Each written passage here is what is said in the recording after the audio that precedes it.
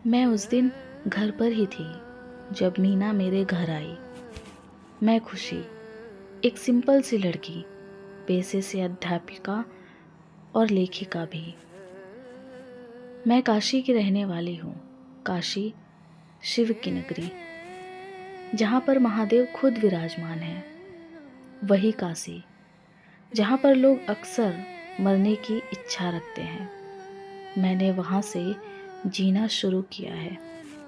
नमस्कार दोस्तों, आपका स्वागत है द साइलेंट पेन अनकही कहानियाँ में, जहाँ कहानियाँ सिर्फ शब्द नहीं रहती बल्कि आपकी आत्मा को छू जाती हैं। यहाँ हर कहानी एक एहसास है, कभी बचपन की याद, कभी मोहब्बत की मिठास, कभी संघर्ष की आग तो कभी उम्मीद की रोशनी। कहानियाँ जो आपको याद दिलाएं कि इंसानियत, प्यार और जज्बात इस दुनिया की सबसे बड़ी ताकत है। तो आइए, थोड़ा वक्त अपने लिए निकालिए, अपने दिल के दरवाजे खोलिए और चलिए हमारे साथ एक ऐसी यात्रा पर जहाँ शब्द नहीं, एहसास बोलते हों। मेरी आज की कहानी है एक अनोखा रिश्ता। उस दिन मेरे स्कूल की छुट्टी थी। मैं घर पर ही मम्मी के साथ सुबह का नाश्ता बनाने में व्यस्त थी। सुबह के तकरीबन 10:30 बज रहे होंगे जब पापा और चाचा जी मीना को पहली बार बुआ के घर से हमारे घर ले आए थे। वो बहुत ही सुंदर थी। भूरा और सफ़ेद रंग मिला हुआ शरीर और काली आंखों वाली चटकारी, लंबी लंबी 4 टांगों वाली, बहुत ही मनोहर सी दिखाई देने वाली। सुबह सुबह जब वो हमारे घर आई तो काफ़ी थकी हुई सी थी। इतनी दूर का सफ़र जो तय किया था उसने, तकरीबन 4 घंटों का। मीना, हमारी बकरी, जिसे हमारी बुआ ने पालने के लिए हमारे घर भिजवाया था, हमने उसका नाम मीना रखा। जब मीना यहाँ आई तब वो अकेली नहीं थी। उसके पेट में और 2 चुनमुन और मुनमुन थे। जी हाँ, मीना उस समय पेट से थी। घर आते ही हमने उसकी पूजा की। मान्यता ये थी कि गर्भवती बकरी की पूजा करने से घर में धन और ऐश्वर्य की वर्षा होती है। हम बहुत ही खुश थे क्योंकि हमारे घर पहली बार कोई जानवर, नहीं, उसे जानवर नहीं कहूँगी, वो हमारे घर का ही एक हिस्सा थी। सच, हम बहुत खुश थे कि वो हमारे घर आई है। जब से वो आई थी, हम सभी भाई बहन मिलकर उसे घेरे हुए थे और उसे छू छू कर देख रहे थे, कहीं काटती तो नहीं है।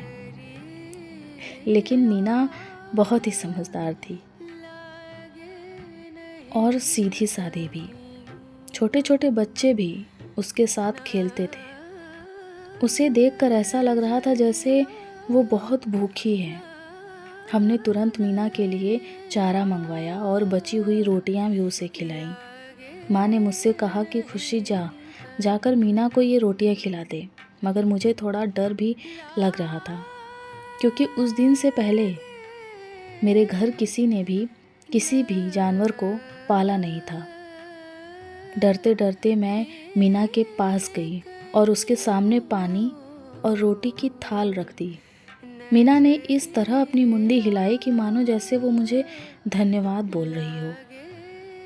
मैंने उसे सहलाया और उसने भी विनम्रता से सिर को नीचे कर लिया। मुझे बहुत ही अच्छा लगा।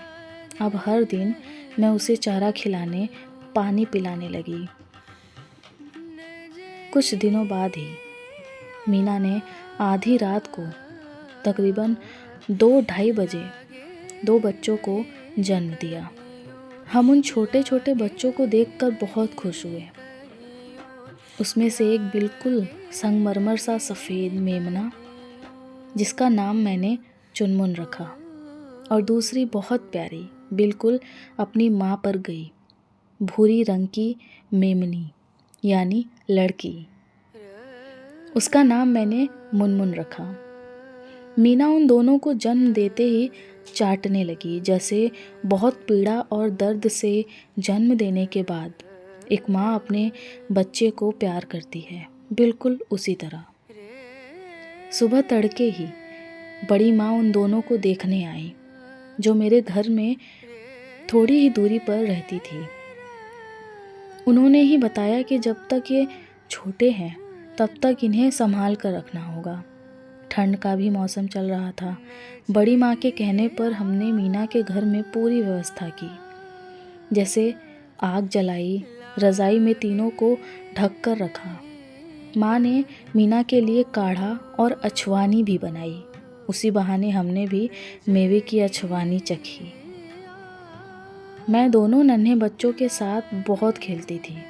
मुनमुन तो मेरे साथ ही सोती थी। मैं उसे चुपके से मीना की नज़र बचाकर रात में अपने कमरे में ले आती और रात भर उसे अपने पास ही रखती थी। कुछ ही दिनों में वो दोनों थोड़े थोड़े बड़े हो गए। अब हर रोज़ हर शाम को दोनों छत पर टहलते और कूदते थे। मुनमुन तो बिना बुलाए ही मेरी गोद में आकर बैठ जाती थी और मेरे सीने से लगकर सोती थी। मेरा मन भी उसके बिना नहीं लगता था। जब मैं स्कूल में होती तब कॉल करके मुनमुन और चुनमुन का हाल पूछती थी। ऐसे ही कुछ महीने बीत गए। एक दिन जब मैं स्कूल से घर वापस आई तो कपड़े बदलकर मैं सीधा मुनमुन के पास उसके घर में गई। वहाँ मैंने देखा कि चुनमुन और मीना दोनों चारा खा रहे थे, मगर मुनमुन कहीं दिखाई नहीं दे रही थी। मैंने आवाज़ लगाई। मुझे लगा हो सकता है कहीं वो घूम रही हो। मैंने कई बार आवाज़ लगाई और इधर उधर ढूंढा, लेकिन मुनमुन का कोई पता नहीं चला। मेरा दिल घबराने लगा। मैं दौड़कर माँ के पास गई। माँ, क्या तुमने मुनमुन को देखा? कहीं दिख नहीं रही है, कहाँ चली गई? तब माँ ने थोड़ा हिचकिचाते हुए कहा, मैंने मुनमुन को अपनी सहेली को दे दिया। ये सुनते ही मुझे ऐसा लगा जैसे मेरी कोई कीमती चीज़ माँ ने उठाकर किसी और को सौंप दी। मेरे आंखों में तुरंत आंसुओं की धारा बहने लगी। रोते हुए मैंने माँ से पूछा कि क्यों तुमने मुनमुन को बेचा? तब माँ ने कहा कि तुम्हारे स्कूल चले जाने के बाद वो हर रोज़ तुम्हें ढूंढती रहती और ज़ोर ज़ोर से चिल्लाती थी। ऐसे पूरे कॉलोनी वाले परेशान होकर मुझसे शिकायत करने लगे थे। इसलिए मैंने उसे अपनी सहेली को दे दिया। और मुझे सांत्वना देते हुए माँ ने कहा कि तुम घबराओ मत, मेरी सहेली भी जानवरों से बहुत प्यार करती है। वो मुनमुन को बहुत अच्छे तरीके से पालेगी।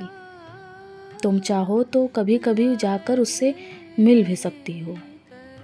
मुझे उस वक्त तो माँ पर बहुत गुस्सा आया, लेकिन जब मेरा गुस्सा शांत हुआ तब मैंने सोचा कि चलो ठीक ही हुआ। मुनमुन से मेरा इतना लगाव भी ठीक नहीं था। वैसे तो वो एक जानवर ही थी, मगर उससे मेरा रिश्ता एक गहरे मित्र से भी गहरा हो गया था। मैं कई महीनों तक मुनमुन को भुला नहीं पाई, और भुलाती भी तो कैसे, क्योंकि जिस घर में वो गई थी वो घर मेरे घर से थोड़ी ही दूरी पर था। जब मुनमुन चिल्लाती थी तब मुझे उसकी आवाज़ सुनाई देती थी। मैं भी बेचैन होकर भागती हुई छत पर जाती कि एक बार मुझे मुनमुन दिख जाए और मेरे दिल को सुकून आए। काफ़ी दिन बीतने के बाद मुझसे रहा नहीं गया। मैं माँ के सहेली के घर पहुँच गई और जब मैंने उनसे कहा कि मुझे मुनमुन से मिलना है तो वो हंस पड़ी। उन्होंने मुझे मुनमुन से मिलाया। मुनमुन ने मुझे देखते ही चिल्लाना शुरू कर दिया और भागकर मेरे पास आई।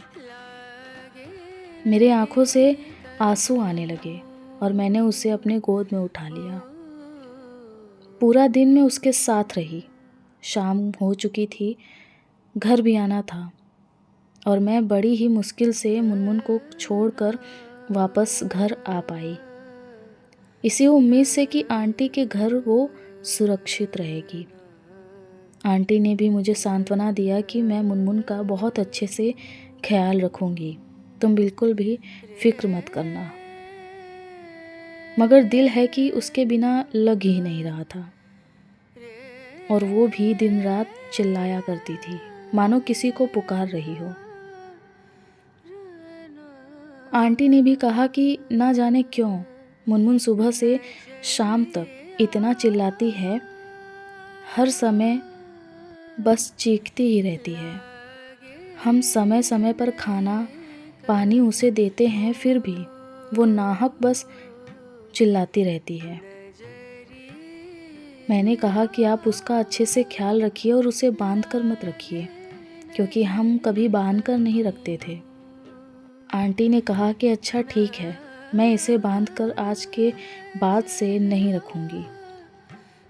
लेकिन फिर भी मुनमुन ने चिल्लाना बंद नहीं किया था। वो लगातार हर रोज़ ऐसे ही चीखती चिल्लाती। फिर एक दिन अचानक आंटी का फ़ोन आया। उन्होंने बताया कि मुनमुन अब इस दुनिया में नहीं रही।